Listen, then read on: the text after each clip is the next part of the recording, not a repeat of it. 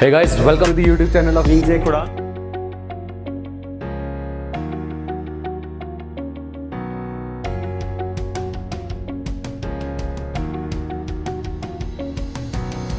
Hello everyone and welcome to Wings A Kuda. My name is Yashodhara Singh Jambal and welcome to my lecture series. This is my continuity video. So I will recommend you guys जिन्होंने पहली videos नहीं देखी हैं, पहले आप उनको देखिए और फिर ही आप इस वीडियो को देखिए ताकि आपको इन वीडियो से अच्छे से समझ आए। इसी के साथ हमारे डिस्क्रिप्शन बॉक्स में हमारे सोशल मीडिया हैंडल्स हैं, to link with us to join us, and those who haven't subscribed to our channel yet, do not forget to subscribe to us and do not forget to hit the bell icon ताकि हम कोई भी नई video या update लेकर आए तो आपको उसका नोटिफिकेशन आ जाए। So let's get started with our video. तो हमने लास्ट वीडियो में हमने बायोम्स के बारे में पढ़ा था और उसके बाद हमने नेक्स्ट वीडियो में हमने मेडिटेरियन बायोम के बारे में पढ़ा था।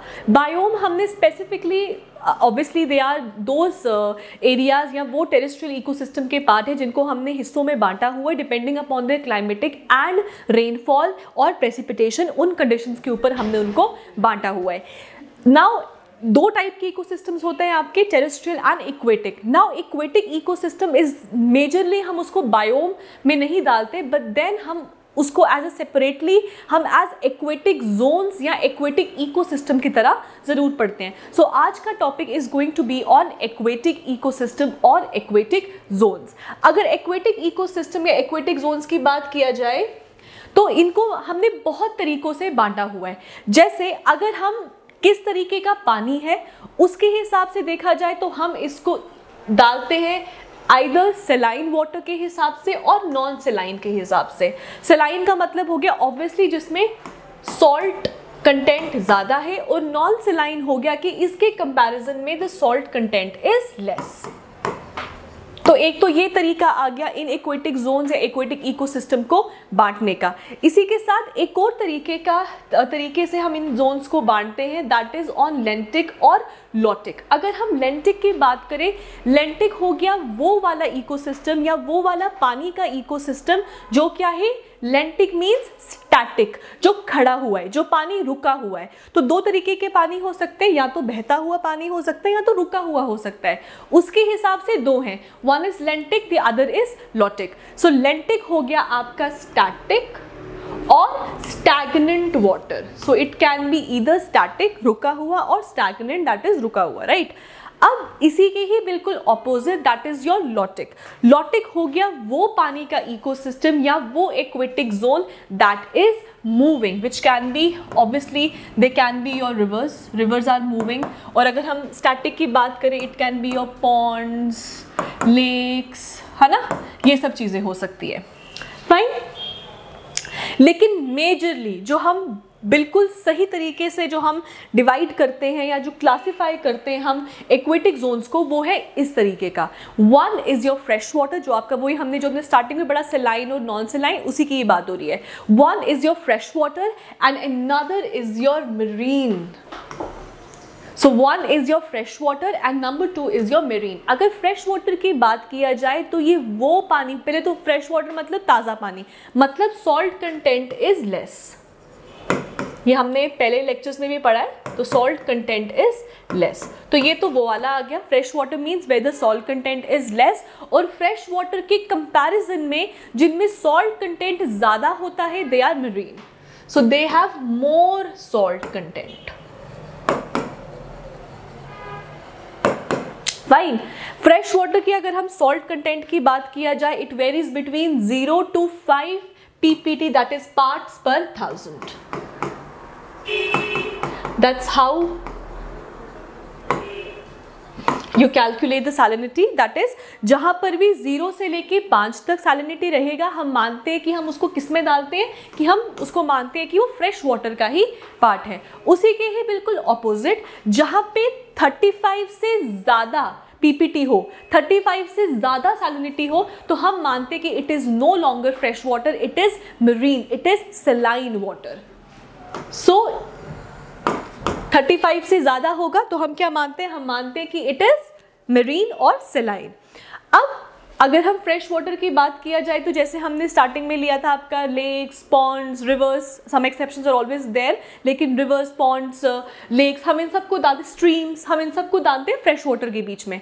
अगर उसी के ही बिल्कुल ऑपोजिट मरीन की बात किया जाए तो हम इसमें मेजरली जो एग्जाम्पल्स लेते हैं दे आर योर ओशंस और सीज, है ना।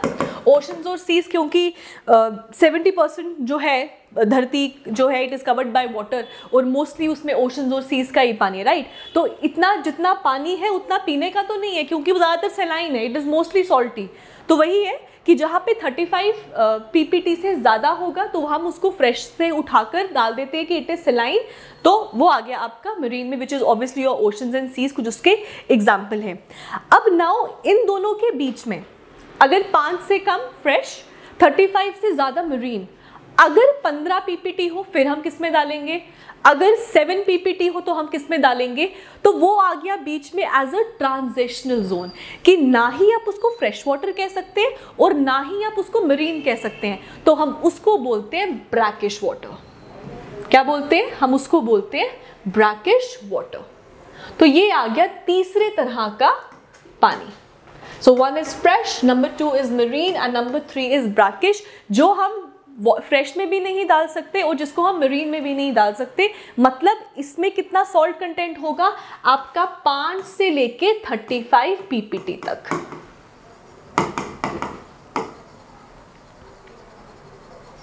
ठीक है, तो ये एक तरीके का क्या हो गया आपका इकोटोन हो गया। रिमेंबर इकोटोन जब हमने किया था कि ट्रांजिशनल जोन होता है, ये एक इकोसिस्टम पूरा खत्म नहीं हुआ है और दूसरा वाला एकदम पूरा स्टार्ट नहीं हुआ है, तो बीच का हिस्सा आ गया आपका इकोटोन। तो ये मोस्टली किसका पार्ट होता है, ये मोस्टली इकोटोन होता है। ठीक है, और इसकी एग्जाम्पल्स क्या रहेंगी, इसकी एग्जाम्पल्स रहेंगी आपकी एस्चुरी एंड मैनग्रोव्स। ठीक है, अब मोस्टली हम तो फ्रेश वाटर, मरीन और ब्रैकिश ही पढ़ते हैं। अब ब्रैकिश के बीच में हम कुछ इंपॉर्टेंट टर्मिनोलॉजीज या इंपॉर्टेंट टॉपिक्स पढ़ते हैं, जैसे आपका एस्चुरी एंड मैनग्रोव्स, जो आपके एग्जाम पॉइंट ऑफ व्यू के हिसाब से दे आर वेरी इंपॉर्टेंट। तो आज का हमारा फर्स्ट टॉपिक जो रहेगा that is going to be your estuary. सबसे पहले जब हमने इकोसिस्टम पढ़ा था और हमने डेफिनेशंस के बारे में पढ़ा था, उसमें भी मैंने आपको बताया था। सो जिन्होंने नहीं देखा है, go watch the previous lectures, जिसका लिंक मैं डिस्क्रिप्शन बॉक्स में डाल दूंगी। सो आप वहाँ से जाके डायरेक्टली उनका एक्सेस पा सकते हैं। So what is ecozone? Ecozone is a transitional zone. तो एस्चुरी क्या हो गया? It is a ecotone. अब एस्चुरी होता है वो जगह या वो पानी जहाँ पे फ्रेश वाटर भी है और जहाँ पे मरीन वाटर भी है, उसको हम बोलते हैं estuary. So what is it? It is where fresh water from where, from rivers mixes, मिल जाता है किसके साथ? सॉल्ट वाटर के साथ। मोस्टली क्या होता है ना कि ऑब्वियसली आपके जितनी भी रिवर्स होती है वो आ जाके कहाँ मिलती है? सीज में मिलती है। सीज, ओशन, ऐसा ही होता है ना, या तो ओशन में जाके मिलेंगी या तो सी में जाके मिलेंगी। अब ओशन और सी कैसी है? ओशन और sea is dominated by salinity, वहाँ पे सैलिनिटी ज़्यादा है as compare to your rivers. तो जब भी कोस्टल एरियाज में, अब जहाँ पर भी river is about to merge with the ocean, तो वो एरिया क्या हो जाएगा? वो मोस्टली एस्चुरीज होती हैं। ठीक है, और मोस्टली कहाँ पे पाई जाती है? ये आपके डेल्टास, लगून्स, बेस, वहाँ पे पाई जाती है मोस्टली कोस्टल एरियाज में, क्योंकि कोस्टल एरिया ही वो जगह है जहाँ पे रिवर वाटर जो है कहाँ जाके मिल जाता है? आपके ओशन या सी में जाके मिल जाता है। ठीक है, so one definition can be this. Number 2 definition can be it is a place where a river or stream it opens up into the sea or ocean. तो जब भी रिवर और सी जाके मिलने लगती है ओशन या सी में, तो हम मानते हैं कि वो क्या बना दिया? उसने अपना एक एस्चुरी बना दिया। अगर एस्चुरी की बात करें, क्योंकि रिवर का पानी होगा तो obviously it will be fresh, कुछ एक्सेप्शंस को छोड़ के मोस्टली पानी क्या होगा आपका? फ्रेश होगा। और ओशन और सी का पानी कैसा होगा? ऑब्वियसली सलाइन होगा। तो ये क्या है? इसमें कौन सा पानी होगा आपके एस्चुरी में? एस्चुरी में पानी होगा ब्रैकिश, मतलब 5 से लेके 35 के बीच में। इससे कम फ्रेश, इससे ज़्यादा मरीन। तो इन दोनों के बीच का जो होगा हिस्सा, वो हम मानेंगे कि क्या है? एस्चुरी का पार्ट है। और एस्चुरी में पानी कैसा होगा? ब्रैकिश होगा। ठीक है, अब क्या होता है आपके? इट इज मोस्टली लाइक, ये आपका फ्रेश वाटर आ गया, ये आपका मरीन वाटर आ गया। What is this? This is your fresh water, ये आपका आ गया मरीन वाटर, और ये जो इनका बीच का हिस्सा है जहां पे ये दोनों मिल रहे हैं वो आपका क्या बन गया? Brackish water. ब्रैकिश वाटर या नॉट ब्रैकिश वाटर, आई से एस्चुरी, ये आपका आ गया एस्चुरी। अब एस्चुरी में पानी कैसा हो सकता है? मोस्टली एस्चुरी में पानी आपका ब्रैकिश, क्योंकि दोनों का अमेलगमेशन है तो ब्रैकिश होगा। तो हम मानते हैं कि ये 5 से 35 के बीच में ही होता है, लेकिन कुछ कुछ केसेस में it can be from 0 to 35 also. तो आपको अगर कहीं पर भी लिखा आए कि जो आपका एस्चुरी है उसमें पानी कैसा होता है, it can be from 0 to 35, लेकिन मोस्टली वाटर इज ब्रैकिश, तो we take it as 5 to 35 ppt। ठीक है। अब इकोटोन हो गया आपका एस्चुरी होगी। हमने 2 डेफिनेशंस पढ़ ली एस्चुरी की। एस्चुरी की एक और डेफिनेशन है जो आपको किसी बुक्स में मिलेंगी, that is it is a transitional zone. ये एक ट्रांजिशनल जोन है, मतलब इकोटोन है। इकोटोन है between what? Between river environment, that is your fresh water, and your maritime environment, that is your salty water. इन दोनों का मिलन है। ये आपका रिवर आ गया और ये जाके मिल रही है आपकी सी में, तो ये आ गया आपका एस्चुरी।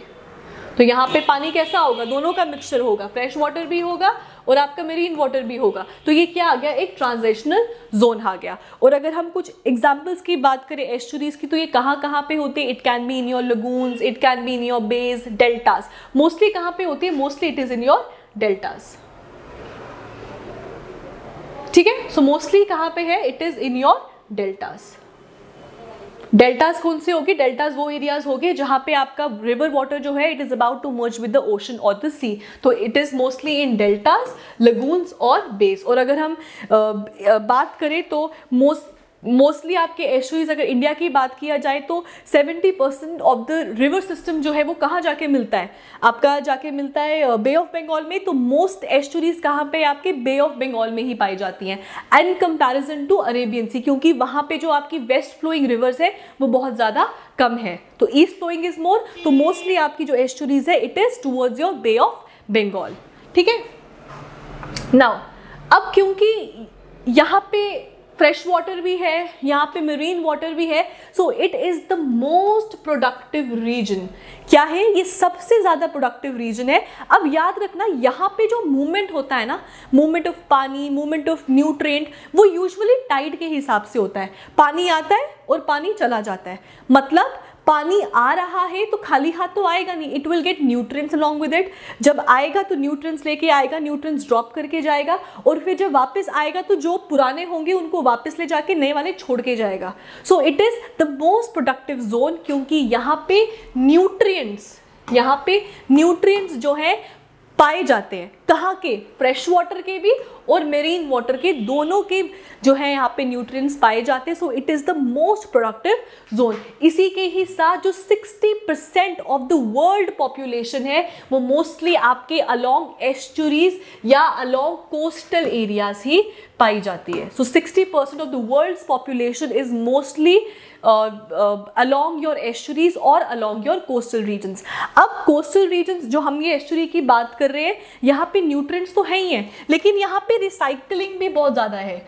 recycling क्यों है? nutrients तो आपको पता चल गया कि पानी आ रहा है तो साथ में nutrients लेके आ रहा है, लेकिन पानी आया, nutrients छोड़ के गया, लेकिन पानी वापस भी तो जाएगा, तो वो क्या कर रहा है? recycling भी कर रहा है। तो यहाँ पे nutrients भी है और यहाँ पे recycling भी होता है, तो इसीलिए ये सबसे ज़्यादा प्रोडक्टिव जोन है और इसीलिए 60% ऑफ द वर्ल्ड पॉपुलेशन जो है वो इधर ही पाई जाती है। तो पहले तो ये हो गया, न्यूट्रिएंट का फ्लो भी और रिसाइकलिंग भी हो रहा है।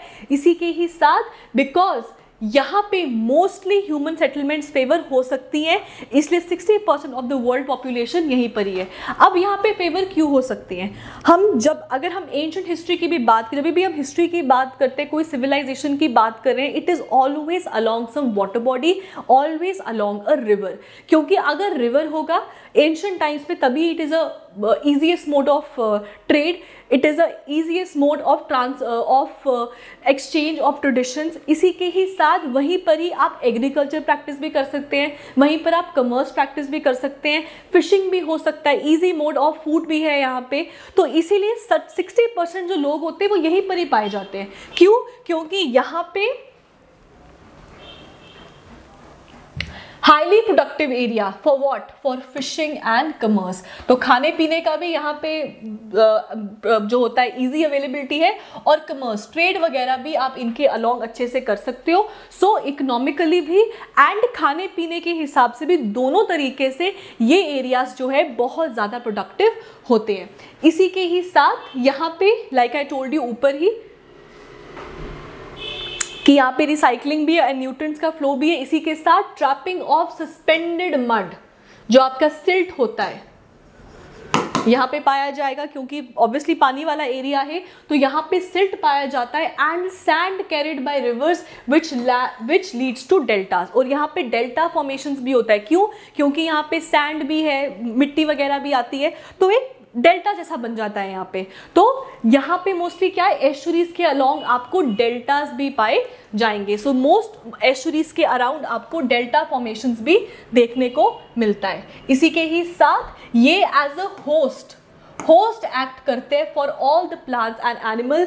And if you remember when I was teaching you for ecotone, I told you कि यहाँ पे आपको एज स्पीशीज पाया जाता है, और कभी कभी टेरेस्ट्रियल और एक्वेटिक दोनों के हिसाब से जो इकोटोन होता है वहाँ पे प्रेजेंस ऑफ जो ऑर्गेनिज्म होता है वो ज़्यादा होता है, और इसको हम एज इफेक्ट कहते हैं, राइट। तो वही वो यहाँ पे भी कह रहे हैं कि यहाँ पे क्या होता है, ये एक होस्ट की तरह एक्ट करता है for what? For plants and animals. और यहाँ पे कॉन्टिन्यूसली स्टोर, पानी के साथ न्यूट्रिएंट आ रहा है और उसी पानी के साथ न्यूट्रिएंट्स वापस जाके रिसाइकिल भी होता रहता है। So tide is coming and when it goes back, nutrients छोड़ती भी है और वापस जो पुराने हैं न्यूट्रिएंट्स उसको साथ में लेके भी चले जाती है। फाइन। अगर हम मेजर एस्चुरीज की बात करें तो लाइक आई टोल्ड यू पहले ही कि मेजर एस्चुरीज की बात किया जाए तो 70 to 80% रादर जो हमारा रिवर सिस्टम है इंडिया का, it is towards your Bay of Bengal. तो बे ऑफ बंगाल के अलॉन्ग होने का मतलब क्या होगा कि मैक्सिमम एस्चुरीज कहाँ पाए जाते हैं आपकी? They are found in your Bay of Bengal in comparison to your Arabian Sea. East की तरफ आपका बे ऑफ बंगाल है, वेस्ट की तरफ आपका अरेबियन सी है। और it is a geography topic but still I recommend कि आप लोग एक बारी all the east flowing rivers भी याद रखें, नॉर्थ टू साउथ, और similarly all the west flowing rivers भी नॉर्थ टू साउथ, इनको याद रहे। कभी कभी आपको अरेंज द फॉलोइंग करने के लिए पूछ लेते हैं, ठीक। चलो, so this was number 1 topic, that is your estuary, जो एक इंपॉर्टेंट टॉपिक है एक्वेटिक जोन से, एक्वेटिक इकोसिस्टम के बारे में। नंबर 2 इंपॉर्टेंट टॉपिक जो एक्वेटिक जोन्स या एक्वेटिक इकोसिस्टम से रिलेटेड है, दैट इज योर मैंग्रोव्स। अब जब हमने मैंग्रोव्स की बात किया था पहले, तो मैं तभी भी आपको बताया था कि ये भी इकोटोन का पार्ट है। इकोटोन का पार्ट कहने का मतलब ये है, ये टेरेस्ट्रियल एंड मरीन दोनों के बीच में पाया जाता है। मतलब ना ही बिल्कुल मरीन में और ना ही टेरेस्ट्रियल में पाया जाता है, ये दोनों के बीच में पाया जाता है। So it is also part of your ecotone. ये भी आपका इकोटोन का ही पार्ट है। कौन कौन से? Terrestrial ecosystem and marine ecosystem. और एस्चुरी किसका था? Fresh water ecosystem and marine water ecosystem, ठीक। ओके, सो अगर मैनग्रोव्स की बात करें तो मोस्टली जो मैनग्रोव्स हैं वो आपको ट्रॉपिकल या सब ट्रॉपिकल रीजन्स पे ही पाए जाते हैं, ठीक है। सो ट्रॉपिकल, सब ट्रॉपिकल का मतलब in between which latitude? From 25 degree north to 25 degree south, इन लैटिट्यूड्स के बीच में ही ये पाए जाते हैं, ठीक है। अब ये मोस्टली कहाँ पाए जाते हैं? क्योंकि इट्स एन इकोटोन आपके टेरेस्ट्रियल और मरीन का, तो ये मोस्टली आपके सलाइन कोस्टल रीजन्स में पाए जाते हैं। कहाँ पाए जाते हैं? सलाइन कोस्टल रीजन्स में पाए जाते हैं। अब क्योंकि ये सलाइन है, नमकीन पानी में है, तो यहाँ पे जो पौधे, जो प्लांट ऑर्गेनिजम्स पाए जाएंगे वो अलग टाइप के होंगे। वो नॉर्मली आपके जो घरों पे प्लांट्स होते हैं, जो टेरेस्ट्रियल एरिया में प्लांट होते हैं, वैसे नहीं होंगे, ये अलग तरीके के होंगे। तो यहाँ पे जो प्लांट्स पाए जाते हैं, they are called as halophytes और हेलोफिटिक। हेलो का मतलब होता है salt and phytes means obviously salt loving और सॉल्ट टॉलरेंट। तो इनको ये स्पेशल टाइप के प्लांट्स हैं जो ऑब्वियसली क्योंकि ये सलाइन एरिया में पाए जा रहे हैं तो ये सॉल्ट को टॉलरेट कर सके या सॉल्ट लविंग हो, उसी में ही जो है अच्छे से फल फूल सके। अब क्योंकि ये एक इकोटोन में पाए जा रहे हैं तो इनको फिजिकली अडेप्टिव होना बहुत ज़रूरी है। फिजिकली अडेप्टिव होने का मतलब ये है, नंबर 1 अडेप्टिव हो गया, एक तो जहाँ रह रहे हैं, जिन कंडीशंस में रह रहे हैं वहाँ पे ग्रो कर सके, वहाँ का जो इन्वायरमेंट है उसमें ग्रो कर सके। नंबर 2 उनको सपोर्ट मिल सके, ठीक है। And number 3 they can generate, मतलब ये रिप्रोड्यूस भी कर सके। तो अडेप्टिव होने का मतलब हो गया, हमने इसको ब्रॉडली 2 में डाला है, एक तो रूट्स और लीव्स के हिसाब से अडेप्टिव और नंबर 2 रिप्रोडक्शन के हिसाब से अडेप्टिव होना चाहिए। अगर रूट्स और लीव्स की बात किया जाए तो यहाँ इनके पास स्पेशल टाइप के रूट्स होते हैं, they are called as pneumatophores और स्टिल्ट रूट्स। अगर निमेटोफोर्स की बात किया जाए दे आर रेस्पिरेटरी रूट्स और कहीं कहीं पे इनको एज ब्लाइंड रूट्स भी कहा जाता है। जब मैं आपको मैंग्रोव्स के बारे में पढ़ा रही हूँ आई सजेस्ट यू कि आप एक बार गूगल से इनका फोटो देख लें, क्योंकि आपको पता चलेगा कि इनकी जो रूट्स होती हैं ग्राउंड से ज़्यादा बाहर होती हैं। ग्राउंड में तो होती हैं but it is out also, और बाहर इसीलिए है क्योंकि सैलिनिटी ज़्यादा है तो वहाँ पे क्या है, ऑक्सीजन कंटेंट कम है। अब ऑक्सीजन कंटेंट कम होने का मतलब क्या हो गया, इनके रूट्स बाहर है ताकि एक्सचेंज ऑफ गैसेस ये सराउंडिंग से कर सके, और इसी को हम क्या बोलते हैं, न्यूमेटोफोर्स कहते हैं। न्यूमेटोफोर्स मतलब respiratory roots, they help them to respire. और न्यूमेटोफोर्स किस में पाए जाते हैं, ऑब्वियसली हेलोफाइट्स में पाए जाते हैं, हेलोफाइट्स में पाए जाते हैं। अब स्टिल्ट रूट्स का क्या लॉजिक है, स्टिल्ट रूट्स इनको सपोर्ट प्रोवाइड करते हैं। सपोर्ट क्यों प्रोवाइड करेंगे, टेरेस्ट्रियल मरीन मतलब कीचड़ वाला एरिया मडी एरिया होगा, माशी एरिया होगा, तो वहाँ पे क्या है, मिट्टी इतनी स्ट्रॉन्ग नहीं है, इतनी स्ट्रॉन्ग मिट्टी नहीं है, तो इनको खड़े रहने के लिए इनको सपोर्ट चाहिए और वो सपोर्ट प्रोवाइड करता है इनको स्टिल्ट रूट्स, ठीक है। So it is pneumatophores and stilt roots, ये 2 तरीके के स्पेशल रूट्स होते हैं जो इनके पास होते हैं। Pneumatophores are in your halophytic plants, क्यों, because they are respiratory roots, और इनको कहीं कहीं पे आपको ब्लाइंड रूट्स भी इनके बारे में लिखा हुआ दिखेगा। और साथ ही साथ स्टिल्ट रूट इसलिए बिकॉज दे प्रोवाइड सपोर्ट, क्योंकि ये मडी एरिया में पाए जाते हैं तो मिट्टी क्या होती है, इतनी स्ट्रॉन्ग नहीं होती है। और साथ ही साथ जो आपके मैंग्रोव्स होते हैं ये प्रोटेक्ट भी करते हैं, क्या करते हैं, प्रोटेक्ट भी करते हैं, प्रोटेक्ट करते हैं। प्रोटेक्ट क्या करते हैं, क्योंकि ऑब्वियसली कोस्टल एरियाज में पाए जाएंगे, ये मरीन है तो कोस्टल में पाए जाएंगे, तो जब भी कभी साइक्लोन सुनामी वगैरह आए तो ये एकदम ग्राउंड को पकड़ लेते हैं और स्टिल रहते हैं, जिसकी वजह से जो इतना तूफान वगैरह है वो आगे नहीं जा पाता। सो ये एक तरीके का शील्ड या प्रोटेक्टिव लेयर का भी एक काम करते हैं, ठीक है।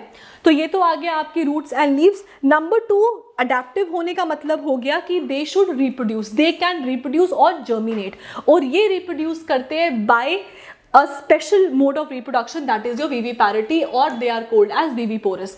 विविपैरिटी और विविपोरस का मतलब ये हो गया कि ये अपने अंदर तब तक सीड को रखते हैं जब तक ये पूरा जर्मिनेट नहीं हो जाए, as compare to different plants. वो क्या करते हैं, सीड जो है वो शेड हो जाता है और फिर अपने आप ग्रो करता है। तो इनके केस में ऐसा नहीं होता, क्योंकि ऑब्वियसली मरीन है, सॉल्टी वाटर में वो जर्मिनेट नहीं कर पाएंगे, तो ये जब तक पूरा जर्मिनेशन नहीं होता तब तक ये अपने पास ही रखते हैं, और जब ये पूरा बन जाता है फिर ये अलग से एक आपका जो है प्लांट या ट्री बन जाता है, ठीक है।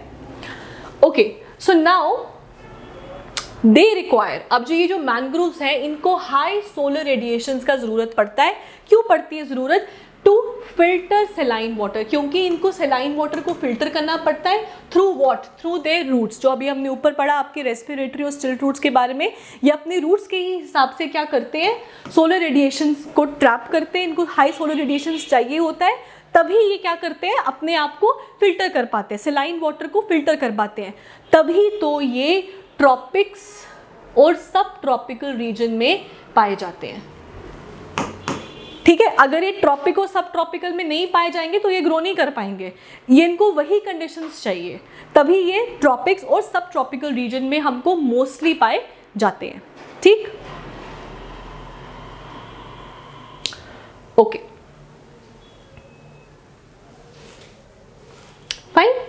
Okay, so like I told you, जो मैंने आपको रिप्रोडक्शन इनका बताया कि मैनग्रोव्स का कैसा होता है, इसी के साथ जो विविपैरिटी क्या है उसका डेफिनेशन यहाँ लिखा है, आप लोग लिख सकते हैं that seeds germinate in the tree itself, tree के अंदर ही ये जर्मिनेट करते हैं to overcome the problem of saline water. Saline water में प्रोडक्टिविटी ज़्यादा नहीं हो सकती, रिप्रोडक्शन नहीं हो सकती, जो ये ग्रो नहीं कर सकते, इसीलिए ये अपने पेड़ों के साथ ही इनको रखते हैं। पूरा का पूरा सीड जो है फूल बन जाता है और फिर जाके ये अलग हो जाता है, अनलाइक अदर प्लांट्स। ठीक है, तो इसी को हम बोलते हैं विविपैरिटी।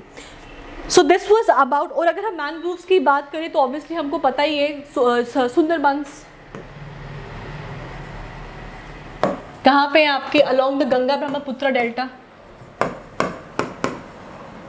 गंगा ब्रह्मपुत्र डेल्टा उसके अलोंग पाए जाते हैं, और वहाँ पे स्पेशल टाइप की जो ट्रीज है they are called as Sundari trees.